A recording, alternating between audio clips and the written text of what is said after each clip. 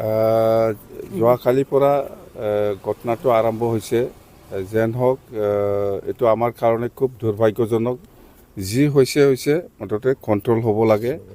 মোৰ এটাই আপিল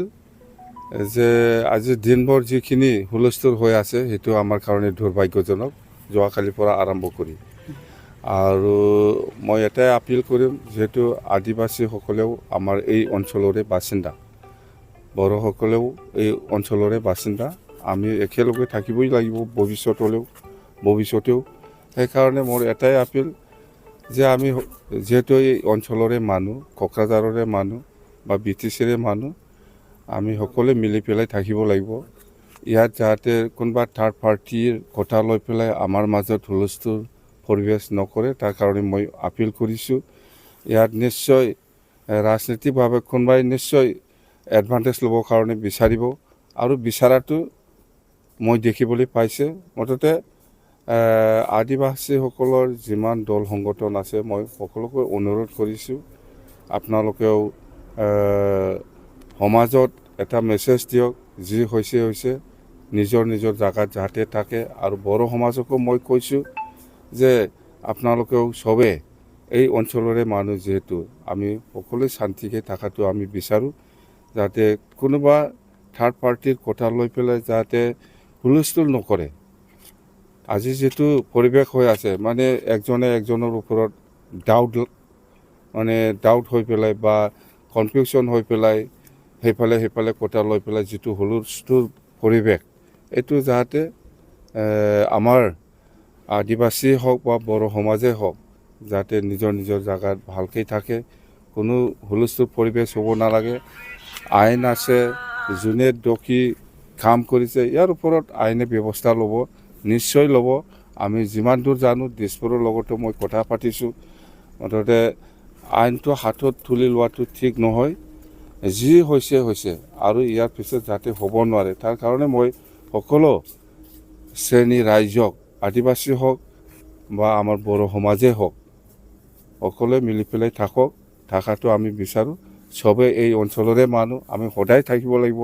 সাৰা জীবন ইয়াতে থাকিব লাগিব সেইকাৰণে মই আপিল কৰিছোঁ যে আপোনালোকে যি হৈছে কণ্ট্ৰলত থাকক একো নহয় পুলিচ আছে প্ৰশাসন আছে কোনোবাই যদি কিবা গলতি কাম কৰে বা কোনোবাই যদি কিবা এডভান্টেজ ল'ব বিচাৰে ইহঁতক পুলিচক জনাই দিয়ক বেলেগৰ কথা লৈ পেলাই এইফালে যাতে নহয় ইয়াৰ কাৰণে মই বাৰে অনুৰোধ কৰিছোঁ আৰু এনেকুৱা বহুত উৰা বাতৰি সেইফালে হৈ আছে এই উৰা বাতৰি লৈ পেলাই আদিবাসী হওক বড়ো হওক এইটো উৰা বাতৰি লৈ পেলাই আমাৰ মাজত মানে বিশৃংখলা হ'ব নালাগে সব ঠিকে আছে মুঠতে মোৰ এটাই আপিল আদিবাসীও এই অঞ্চলৰে মানুহ বড়ো এই অঞ্চলৰে মানুহ ইয়াতেই থাকিব লাগিব আমি ক'ত যাম তো আমাৰ মাজত এনেকুৱা হুলস্থুল যদি হয় অহাকালি আমি কেনেকৈ ৰাস্তাত ঘূৰিম